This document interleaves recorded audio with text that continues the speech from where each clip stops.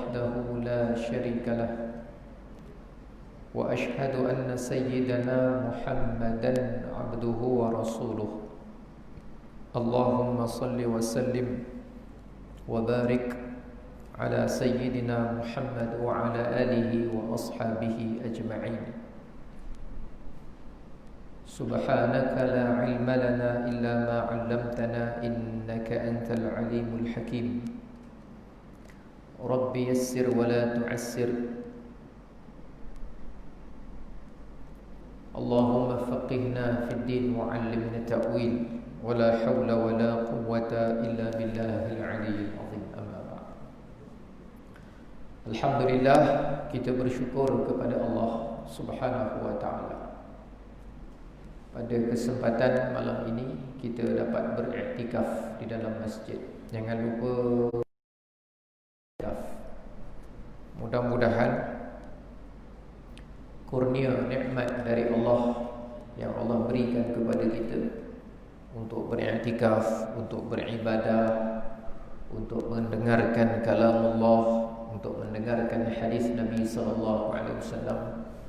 Mudah-mudahan dikekalkan oleh Allah nikmat itu berterusan sampailah kita di hujung usia kita nanti. Mudah-mudahan insya-Allah dipermudahkan untuk kita beramal soleh.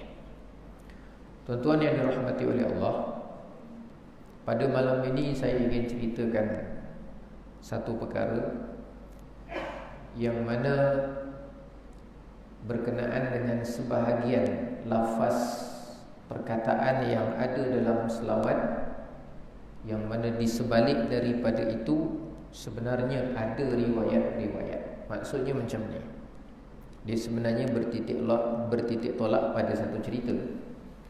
Ceritanya ialah, kalau tuan-tuan perhati di internet, di YouTube, kadang di Facebook, ada sebahagian orang dia beranggapan kita ni bagus baca selawat, tapi kalau selawat tersebut selawat yang tidak pernah dibaca oleh Nabi SAW, jadi dia kata buat apa kita baca? Selawat tu bukan selawat yang Nabi baca, itu selawat yang ditulis oleh sesiapalah selepas daripada zaman Nabi.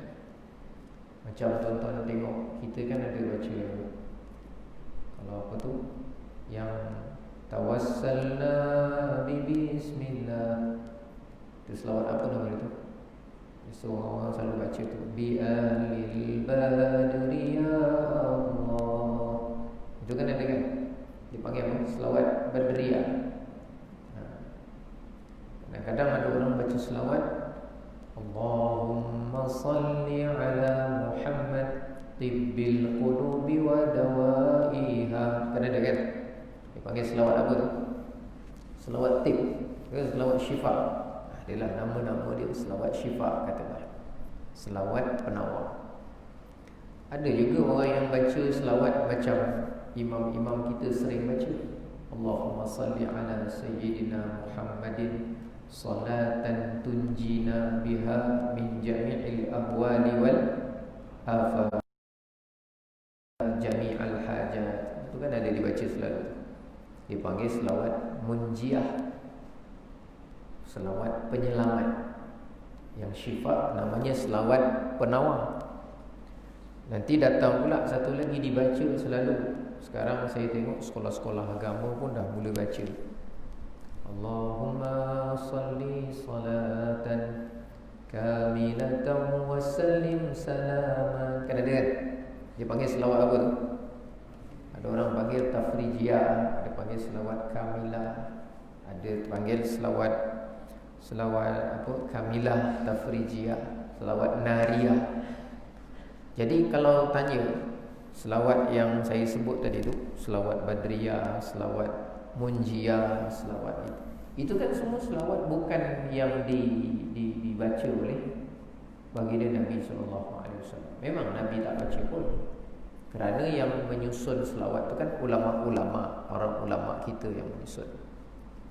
Jadi bila sebahagian orang dalam internet ni dia kata kalau selawat tu Nabi tak pernah baca, maka buat apa kita baca? Selawat tu tak ada Nabi baca. Jadi dipertikai gitu. Jadi orang yang dah mengamalkan apa semua, dia fikir Nabi tak baca. Jadi persepsi-persepsi inilah kurang baik, kurang bagus. Kita pada dasarnya, kitalah orang Islam. Kalau ditanya selawat mana yang paling bagus, kalau ditanya yang paling bagus, paling afdal lah maknanya kalau kita baca. Kalau saya ditanya, Ustaz, dalam banyak-banyak selawat ni mana bagus saya baca? Saya jalan mudah, saya akan jawab, Allahumma salli ala Muhammad wa ala ali Muhammad kama sallaita ala Ibrahim wa ala ali Ibrahim wa barik ala Muhammad wa ala ali Muhammad kama barakta ala Ibrahim wa ala ali. Ali maknanya Ali yang tuan-tuan sebut, bukan Ali. Ali itu nama orang, Sayyidina Ali. Tapi Ali maknanya keluarga. Wa ala ali Ibrahim, keluarga Ibrahim. Allahumma salli ala Muhammad wa ala ali. Ali itu maknanya keluarga. Jadi kita panggil selawat tu oleh kerana diulang beberapa kali nama Nabi Ibrahim alaihi. Kita sebut nama selawat tu selawat Ibrahimiyah. Kerana selawat tu kita katakan afdal sebab dia dijadikan bacaan yang kita akan baca di dalam solat kita dan tiap-tiap kali solat kita baca. Kalau ada orang sebut yang itu bagus kita baca, saya okey, setuju, baguslah dalam solat. Tentu yang utama tu kan banyak dalam solat. Tapi kalau dia kata yang itu bagus tapi selawat yang lain tak bagus, ketika itu tak betul. Sebab dalam satu riwayat ada asar daripada ulama salaf yang mengatakan bahawa apabila kamu nak berselawat ke atas Nabi, maka selawatlah dengan sebaik-baik selawat. Maknanya kalau nak sebut, aku berselawat, ya Allah, selawat dan salam ke atas baginda Nabi. Baginda Nabi yang apa? Baginda Nabi yang apa? Sebutlah sifat dia. Sebut yang baik-baik. Baginda Nabi yang bagaikan bulan purnama. Baginda Nabi yang banyak berkorban untuk kita. Baginda Nabi yang apa, yang apa. Sebutlah perkataan yang baik-baik, menyebutkan. Lepas tu kalau tuan-tuan dengar Jumaat selalu diulang, innallaha wa malaikatahu yusalluna 'alan nabi. Sesungguhnya Allah dan malaikat-malaikatnya berselawat ke atas baginda Nabi. Wahai orang yang beriman, berselawatlah kamu kepadanya serta ucapkanlah salam penghormatan yang apa? Tuan-tuan semalam sembahyang Jumaat tak? Yang sepenuhnya. Salam penghormatan yang sepenuhnya. Maknanya betul-betul penuh penghormatan. Sebutkan betul-betul sifat Nabi yang mulia tu apa. Jadi oleh kerana ada ayat Qurannya, ada hadisnya, dan sebahagian sahabat Nabi, mereka menulis, mengarang selawat. Dan selawat ke atas Nabi ni benda yang boleh dikarang. Benda yang boleh dikarang.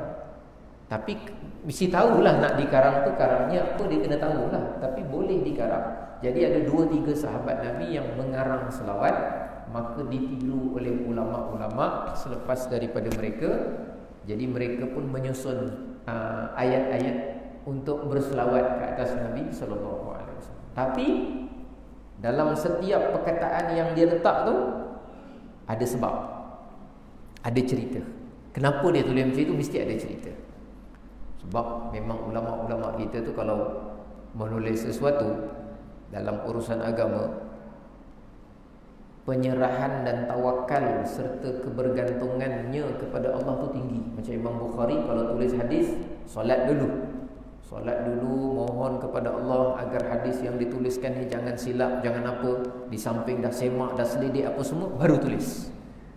Tapi asbab daripada kehati-hatian dia menulis tu menjadikan kitab Sahih Bukhari tu, hadis Sahih Bukhari tu, kata kebanyakan ulama itu kitab sahih nombor 2 selepas Al-Quran Al-Karim.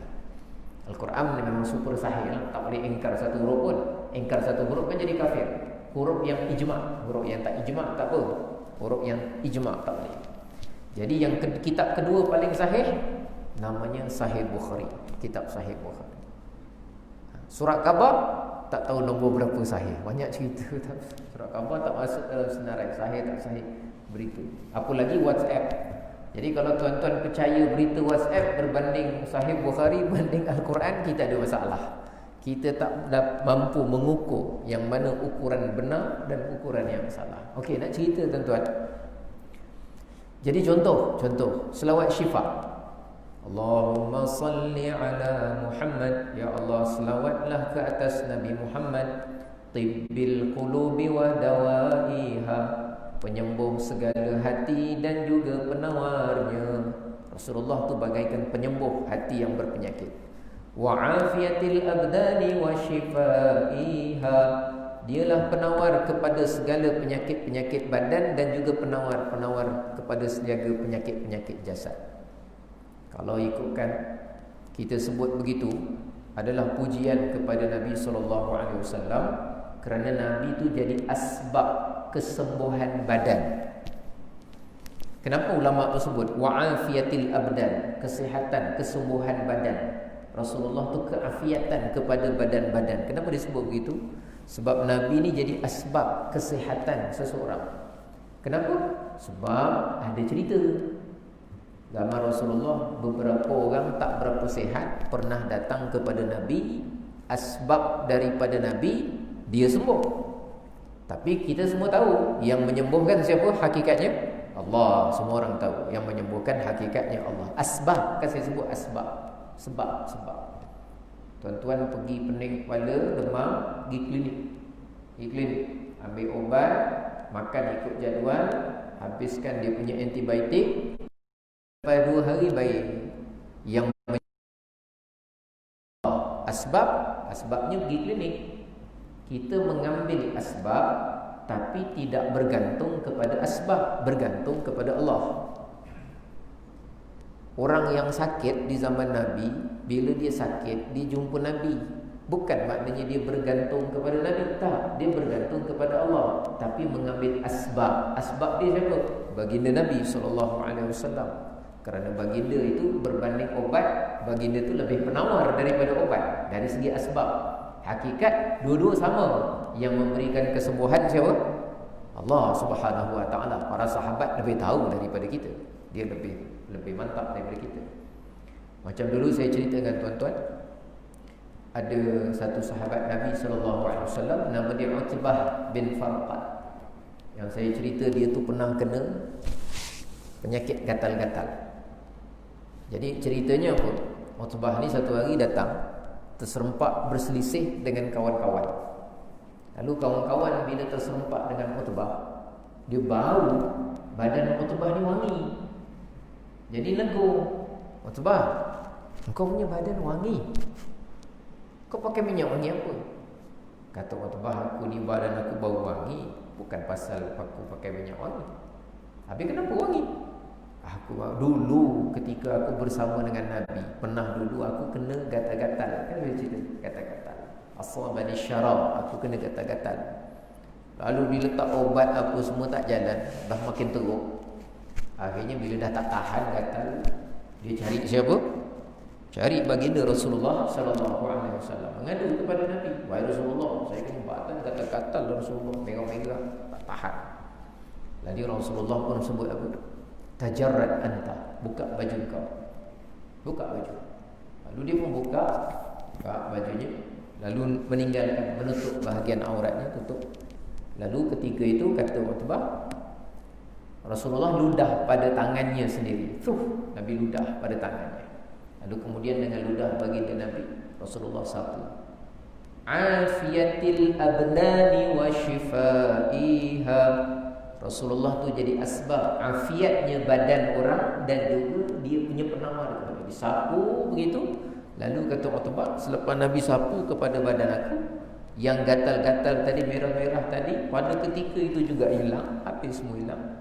Dan berubah kesan daripada geseran sapuan ludah-ludah Nabi ini pada badan dia, menjadikan badan dia kekal berbau wangi. Sampai bila? Sampai meninggal, bau wangi kekal. Bau dia wangi lekat tu sampai bila-bila. Itu sifat Nabi, kelebihan Nabi ialah sentuhan dia boleh menjadi asbab sihatnya badan orang. Malah tambah plus, badannya bau wangi. Jadi baru dia masuk dalam selawat tu, wa'afiyatil abdani wa shifaiha. Dialah pengafiat kepada badan-badan dan juga penawar kepada penyakit-penyakit yang ada pada badan orang. Asbab, hakikatnya yang menyembuhkan siapa? Allah Subhanahu wa taala. Begitu. Sama juga macam wa nuril absari wa jilaiha.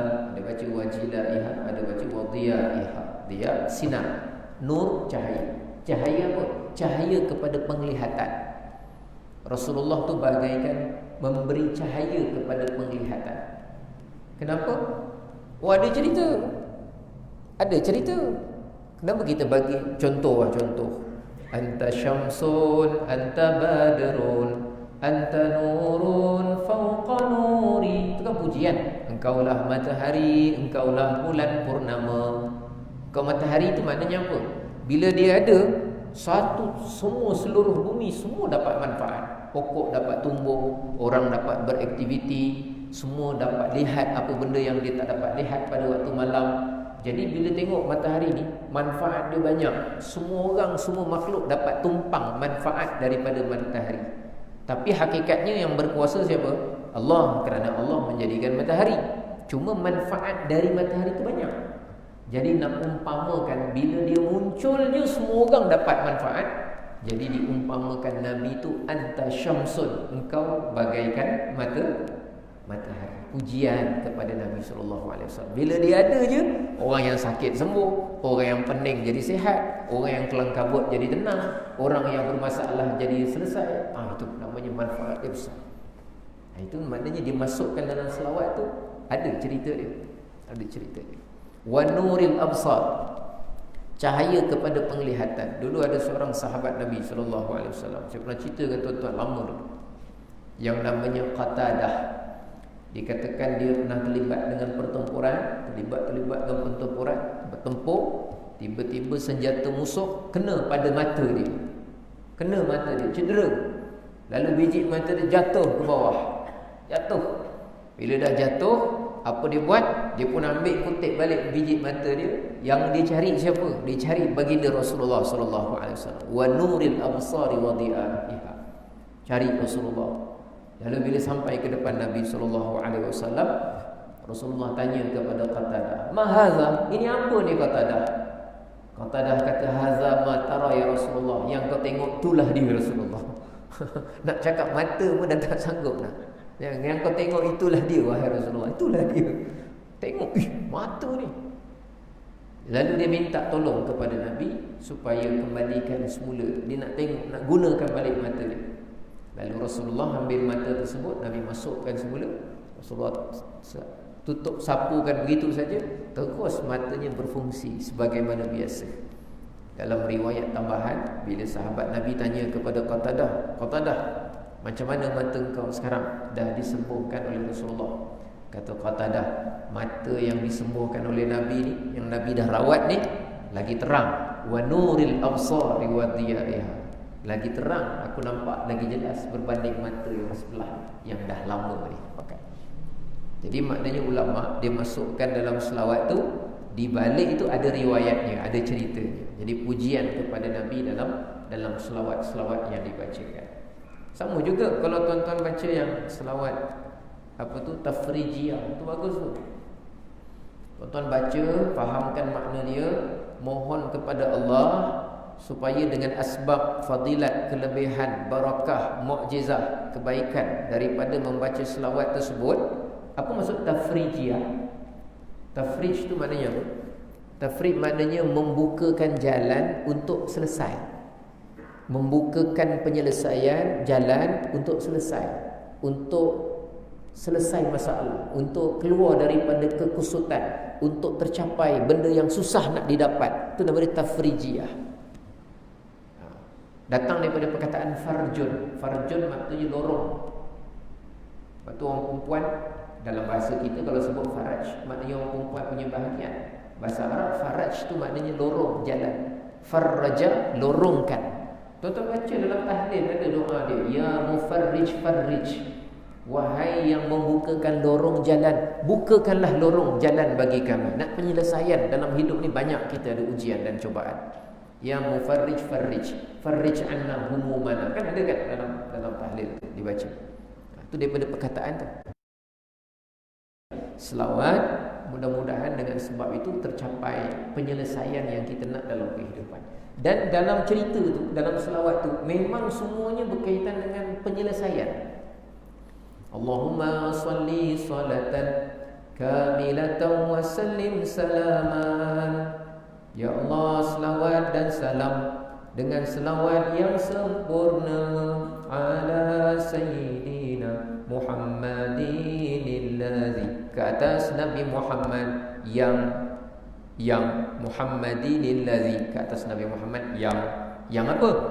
Tanhallu bihil uqadu, dengan sebab baginda banyak kekeluhan lidah jadi burai. Wa tanfariju bihil kurabu, dengan sebab baginda banyak orang susah jadi settle. Wa tuqda bihil hawaiju, dengan sebab baginda banyak hajat tertunai. Wa tunalu bihir raghaibu, dengan sebab baginda banyak keinginan hati dapat dicapai. Wa husnul khawatimi, dan dengan baginda banyak orang mati husnul khatimah. Wa yustasqal ghamamu, dan dengan sebab baginda hujan selalu turun. Kan gitu dia hujan. Jadi orang kering, hujan turun, ada cerita. Orang ada hajat, beritahu asbab hajatnya selesai. Ada orang susah, kekelang kabut, kalut, ada masalah serabut, dengan sebab baginda selesai. Ada cerita semua dalam tu. Jadi di sebalik lafaz tu ada cerita. Wa tanfariju bihil kurab. Contoh. Wa tanfariju bihil kurab. Kurab maknanya apa? Kurab tu maknanya kesusahan. Dia plural daripada singular dia kurbah. Karbah ataupun kurbah. Karbun ataupun kurbatun, itu maknanya kesusahan. Karbun. Kalau tuan-tuan pergi ke mana tu? Ada satu tempat namanya Karbala. Kat mana? Kat Iran. Iraq ke Iran? Iraq ke? Karbala. Karbun, bala. Karbun tu bencana, kesusahan. Bala, kesusahan. Tempat tu memang nama dia bencana dan susah. Karbala. Karbun tu kan kesusahan, kurbah. Man naffasa 'an mu'minin kurbatan min kurabid dunya, naffasallahu 'anhu kurbatan min kurabi yaumil qiyamah, atau kama qala. Siapa yang bantu melepaskan satu kesusahan orang mukmin di dunia. Ada orang susah kereta pancit, ada orang susah barang hilang, ada orang susah tak cukup duit nak bayar tiket, ada orang susah tak cukup makan PKP ni. Siapa yang melepaskan satu kesusahan daripada kesusahan orang mukmin di dunia, maka Allah akan lepaskan dia kesusahan-kesusahan pada hari akhirat kiamat nanti. Jadi cerita kesusahan, dia punya plural daripada perkataan kurbah tu jadi kurab. Jadi bila disebut watan fariju bihil kurabu, banyak kesusahan hilang dengan sebab baginda. Memang betul. Yang dulu saya pernah cerita dengan tuan-tuan, kesusahan yang ada, contoh macam dalam hijrah Nabi SAW. Ketika Rasulullah berhijrah, salah satu tempat yang Nabi singgah, Guthaur, tinggal situ, tidur situ. Salah satu juga tempat yang Nabi singgah, satu perkampungan, dalam perjalanan jalan-jalanan kan, singgah satu tempat nampak ada penduduk dekat tengah-tengah padang pasir, perkampungan Ummu Ma'bad. Dia punya toke dia, ketua dia kat situ perempuan. Bila nampak kambing banyak, ada binatang banyak, Rasulullah dengan Abu Bakar haus ni, jalan jauh ni, jadi memerlukan air nak minum. Lalu nampak ada perkampungan, nampak ada orang, nampak ada ternakan. Tapi tempat yang Nabi lalu dengan tempat yang Sayyidina Abu Bakar lalu, kan mereka laluan yang tak biasa orang lalu. Jadi mungkin asbab kawasan, mungkin bukan kawasan tu. Jadi Ummu Ma'bad ni dia punya binatang Belaan dia semuanya tak mempunyai cukup makan. Susah. Barang kering-kering, kurus-kurus. Lalu, tapi kita nak minum susu ni. Sayyidina Abu Bakar nak minum susu ni. Lalu Rasulullah perintahkan kepada Sayyidina Abu Bakar, minta izin kepada ketua wanita tersebut yang jadi pemilik tempat tersebut. Lalu dia minta izin. Assalamualaikum puan, kami minta izin. Ada apa? Kami ni musafir. Ya, ada apa keperluan? Kami ni nak minum air. Kami tengok di belakang rumah puan, di belakang kemah puan ni ada banyak kambing-kambingnya. Boleh tak kami minta izin supaya kami ni perah susunya untuk kami minum? Tokek pun cakap, nak apa? Nak perah susu kami nak minum. Kambing saya tu bukannya ada susu kat belakang tu, semuanya kurus-kurus. Tapi kalau ada, awak cubalah perah. Kalau ada kan. Benda macam dia pun tahu tak ada harapan kambing kat belakang susu apa. Sebab dia tahu kambing dia. Sayyidina Abu Bakar pun pusing ke belakang sama dengan Rasulullah. Rasulullah menyentuh bahagian susu kambing tersebut. Nabi baca bismillah. Sentuh, baca bismillah. Pada ketika itu susu kambing terus ada susu. Ada susu diperah, lalu diminum Rasulullah, diminum oleh Sayyidina Abu Bakar. Lalu Rasulullah perintahkan juga perahkan sekali untuk tuan yang tak tengok duduk dalam rumah relax aja. Perahkan sekali. Lalu diperah, dibawa. Puan, terima kasih puan, kami dah minum susu yang kami perah tadi. Ni kami ada perahkan juga untuk puan. Terkejut dia. Daripada mana kau dapat? Daripada kambing puan kat belakang. Ada susu ke? Dia pun terkejut sampai dia boleh dapat susu. Orang perahkan sekali. Tengok belakang, tengok. Ya Allah, kambing dia semua ada susu. Jadi sebelum tu dia kurap. Kurap tu maknanya dia susah. Kambing tak ada susu. Duduk di kawasan yang tak berapa tumpuan perjalanan orang. Kan Nabi masa hijrah kan cari jalan yang tak nak selisih dengan kafilah. Sebab kalau selisih, nanti kafilah-kafilah beritahu orang Mekah Rasulullah tu dah sampai mana. Dia kan upahkan Abdullah bin Uraikid untuk tunjukkan jalan. Mana jalan yang jarang dilalui tapi sampai juga ke Madinah Al-Munawwarah. Jadi hilang kesusahan orang itu, Ummu Ma'bad, wa tanfariju bihi. Hilang kesusahan seseorang dengan sebab baginda Nabi sallallahu alaihi wasallam. Jadi bila ada cerita gitu dan cerita-cerita yang lain yang menunjukkan ada orang susah, selesai susah dia sebab baginda. Tapi semua orang tahu hakikat yang menghilangkan kesusahan dia siapa? Allah Subhanahu wa taala. Allah yang jadikan kambing, Allah yang boleh menjadikan kambing itu ada susu, Allah juga yang mematikan kambing. Tapi asbab dia sentuhan tangan Nabi, bacaan bismillah daripada Rasulullah sallallahu alaihi wasallam. Itu asbab. Sebab tu disebut bihi, dengan sebab. Termasuk juga masa yang saya cerita dengan tuan-tuan, Halimatus Sa'diyah pun orang susah. Miskin, kurus, binatang pun tak berapa kuat, ternakannya tak ada, ternakan pun terhad, makanan tak banyak. Tapi ingin nak cari duit. Duduk kat perkampungan Bani Sa'ad. Duit tak ada. Tapi nak nyusulkan anak, susu sendiri untuk anak pun tak berapa cukup. Tapi nak buat kerja apa? Kerja kampung, kambing pun tak berapa diisi, makanan tak ada. Kerja rumah tak memberi penghasilan keuangan. Habis nak buat apa? Lalas terpaksa cari strategi lah. Bincang dengan kawan-kawan satu kampung, kita pergi Mekah. Sebab Mekah bandar tumpuan. Orang daripada Yaman, daripada Syria selalu singgah dekat mana? Dekat Mekah. Antara tempat yang didendami dan digerami oleh Abrahah itu kan Kaabah dan sekitarnya. Sebab jadi tumpuan. Li'ila fi Quraisy, telah menjadi kebiasaan orang-orang Quraisy. Ila fihim, kebiasaan mereka ialah was-sayf. Mereka berjalan untuk musim naik ke Syam berniaga, was-sayf, bila musim sejuk dia turun ke Yaman berniaga. Dah jadi dunia trek dia orang Quraisy. Mekah pergi Yaman, pergi Syam, turun Yaman, balik Mekah. Syam, turun Yaman, balik Mekah. Musim panas naik ke Syam, musim sejuk turun ke Yaman, cek duit. Balik ke Mekah, Mekah banyak pasar, banyak apa, perdagangan, perniagaan semua ada. Tapi kampung-kampung yang jauh-jauh masih lagi ketinggalan-ketinggalan. Halimah dalam kategori yang tu. Tapi orang baik. orang baik, orang solehah.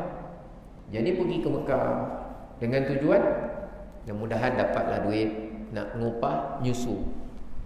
Bila sampai ke Mekah, bayi yang dia dapat, orang lain bayi-bayi semua dah diambil oleh kawan-kawan yang tinggal baginda Rasulullah sallallahu alaihi wasallam. Bila ditanya siapa nama budak ni?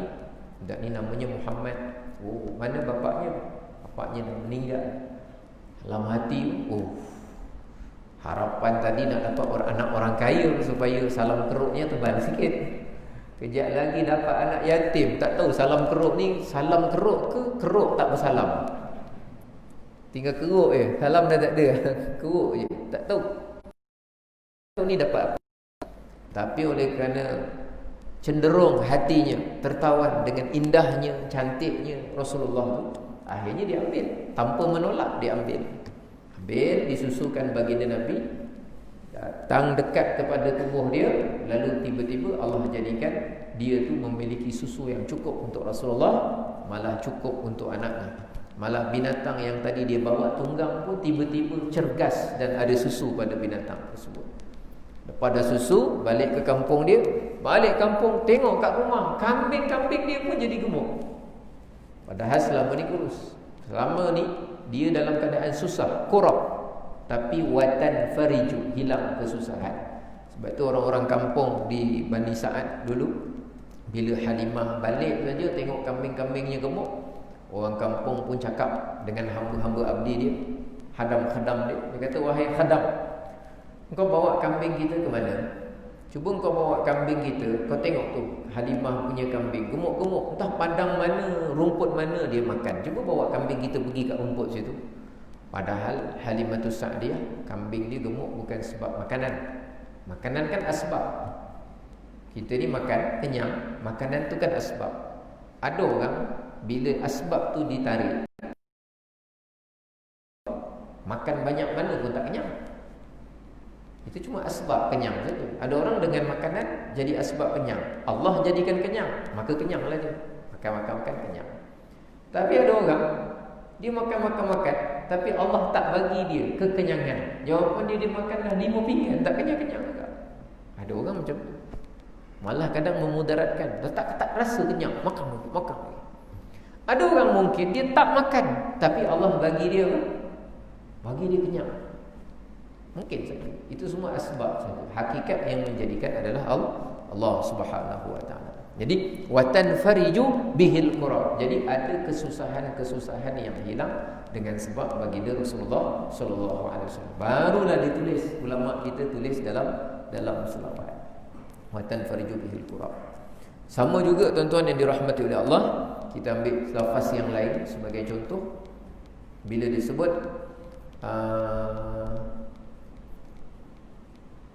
wa yustasqal ghamam. Wa yustasqal ghamam. Ghamam maknanya apa? Ghamam ni kalau terjemahan mudah ni, tuan-tuan kalau pergi Masjid Nabawi, katalah macam ni ngadap kiblat kan. Masjid Nabawi contohlah kan gini, ngadap kiblat Masjid Nabawi. Tuan-tuan pergi sebelah kanan sekali, keluar kat pintu Babus Salam tu, keluar kat pintu pagar dia sebelah sana, nombor 5 sana, depan sana. Tuan-tuan tengok dekat-dekat situ ada satu bangunan masjid lama warna kelabu. Tak jauh daripada pagar tu. Daripada pagar yang ujung sekali, tuan-tuan nampak masjid depan. Masjid tu dah tak ada lagi dilaksanakan solat dalam tu, tak ada, azan pun tak ada. Tapi dia bangunan, dia panggil masjid juga. Dia panggil Masjid Al-Ghamamah. Ghamamah tu maknanya, terjemahan mudah dia apa awan hitam, awan gelap. Awan gelap. Sebab di situ dikatakan tapak dulu Nabi pernah bersama dengan para sahabat berhimpun di situ, mohon kepada Allah, mohon solat istisqa, solat minta apa tu? Minta hujan di situ. Jadi mohon istighfar, mohon kepada Allah, turunnya hujan. Ketika tu tapaknya di situ. Jadi di tempat tu dia abadikan dengan nama Masjid Al-Ghamamah. Wa yustasqal. Yustasqal maknanya dikeluarkan air daripada awan yang gelap tersebut. Senang cerita, hujan turunlah. Hujan turun. Wa yustasqal wajhihil karim. Hujan turun dengan sebab baginda Nabi sallallahu alaihi wasallam. Dulu saya pernah cerita dengan tuan-tuan, ingat satu hadis yang mana riwayat daripada Anas bin Malik. Tak silap saya dalam hadis Sahih Bukhari kalau tak silap saya. Kata Anas bin Malik, satu hari Nabi tengah khutbah. Alhamdulillah, alhamdulillah bil qail. Tengah khutbah Jumaat, tiba-tiba datang satu pemuda daripada belakang masuk dalam masjid. Angkat tangan. Masa tu kemarau, panas. Air tak ada, apa semua, tengah maknanya ujian. Jadi bila panas, ada seorang Arab Badui masuk. Ya Rasulullah, tengah khutbah cakap pergi belakang. Tuan-tuan jangan buat Jumaat ni. Jangan ada yang buat. Kalau pun tak ada air satu hari jangan buat. Tapi Arab tu Badui, dia tak tahu, tapi dah terbawa dengan perasaan, dengan masalah. Masuk, ya Rasulullah, ud'u Allah ayyughithana, doakanlah kepada Allah supaya Allah turunkan hujan kepada kita. Saya punya binatang mati, pokok-pokok tanaman saya mati, jalan-jalan semua habis mati, ya Rasulullah. Tolonglah Rasulullah. Azan. Kita bagi laluan dulu pada azan isyak sini. Bismillah.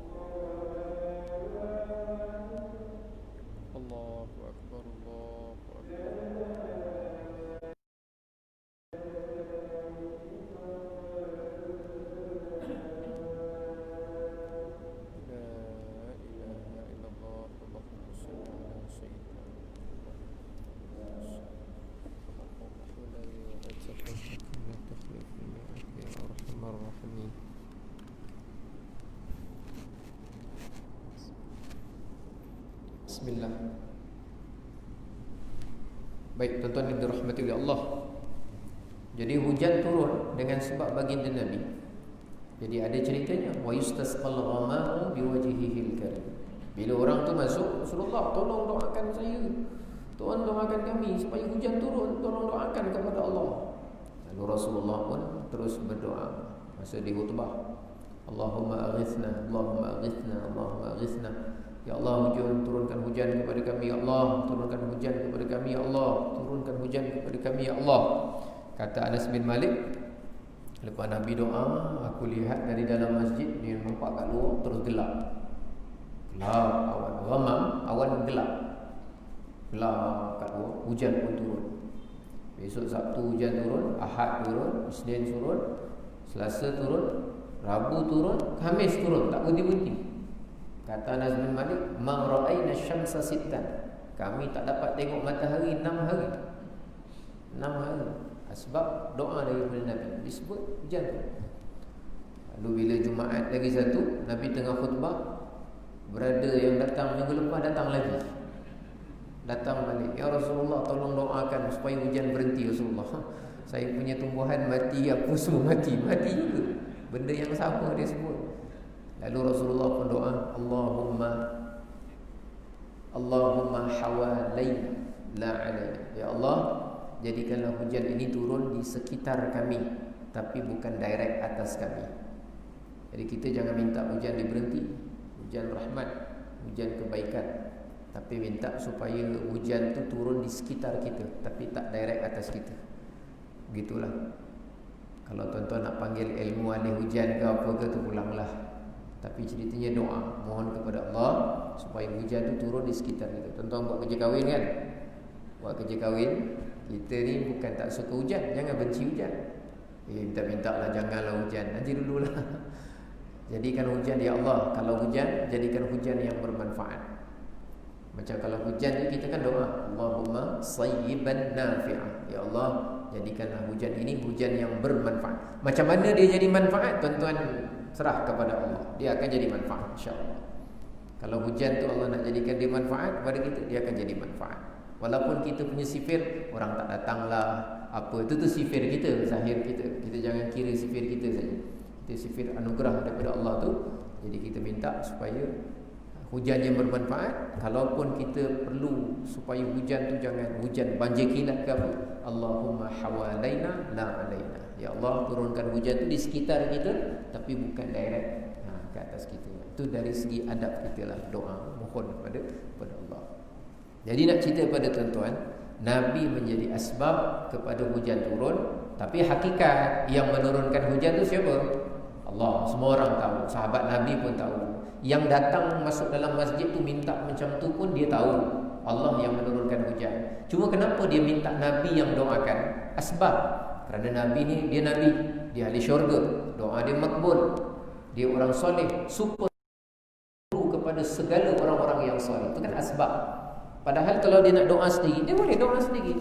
Tapi perbuatan dia minta Nabi doakan tu tak salah. Kalaulah dia tu menganggap Nabi yang turunkan hujan, nescaya Nabi tak akan doakan, Nabi akan salahkan dia. Contoh, ni tak ada kisah ni contoh saja.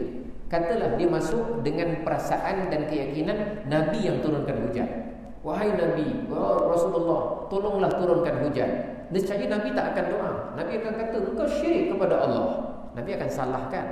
Tapi masa dia datang, Nabi tak salahkan. Nabi tahu, dia datang minta supaya Nabi doakan, kerana dia tahu bahawa yang menurunkan hujan adalah Allah.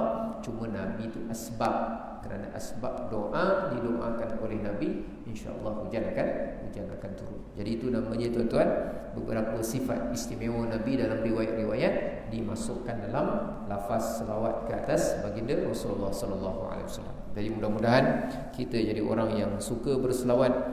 Mudah-mudahan masuk dalam hadis Nabi sallallahu alaihi wasallam, aulan nasi bi yaumil qiyamah aktsaruhum alayya salatan. Orang yang paling utama nanti dekat dengan aku pada hari kiamat adalah orang yang banyak selawat ke atasku. Mudah-mudahan manfaat, mudah-mudahan barakah.